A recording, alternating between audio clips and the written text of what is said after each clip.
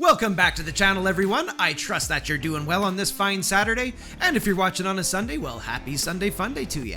In this video, we're going to take a look at the price action of Tfuel. Don't forget to like, subscribe, and tick that bell for notifications. Let's get into the video. And here we have Tfuel up on the daily chart in TradingView. Tfuel versus USDT on the daily.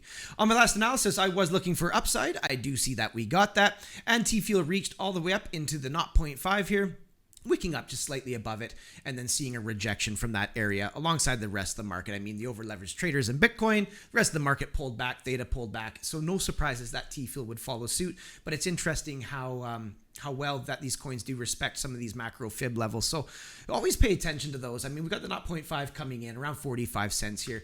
Had we got a closure up above that level, and if the volume was looking good there, that could have been signifying, some strength to the upside at that point in time. So it is unfortunate from a bullish perspective to see this massive engulfing candle come into the downside. And then ever since then, Tfuel's been droopy and pretty much, just looking like theta. I mean, we've come back over here to theta. Looks relatively the same.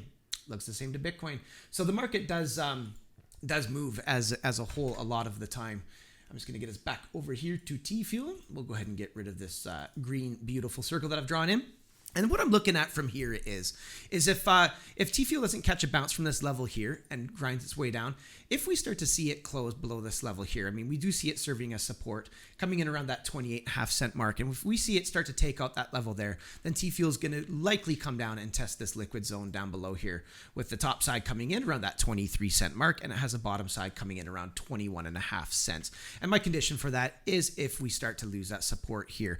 If Tfuel and the rest of the market, grinds this out for a little bit, manages to pick itself back up, first thing I want to see is I want to see it close back up above the 0.236, the Fibonacci retracement. That's coming in at about 32.5 cents, so not too far off from where we're at right now.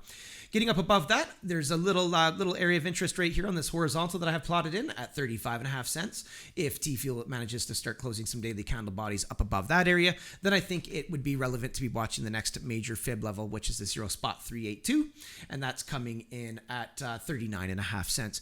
Getting candle body closures up above that, then I'm going to be putting the 0.5 back on my radar here, where we saw this massive rejection, and that is going to be a major area of interest for me for Tfuel. If we start to see daily candle bodies closing up above that 44.5 cent mark, I'm probably going to round that one up to 45 cents. If we see candle bodies start closing around 45 cents, then I would begin to be optimistic again about the midterm for Tfuel from a bullish perspective. But as of right now, it is looking droopy alongside the rest of the market.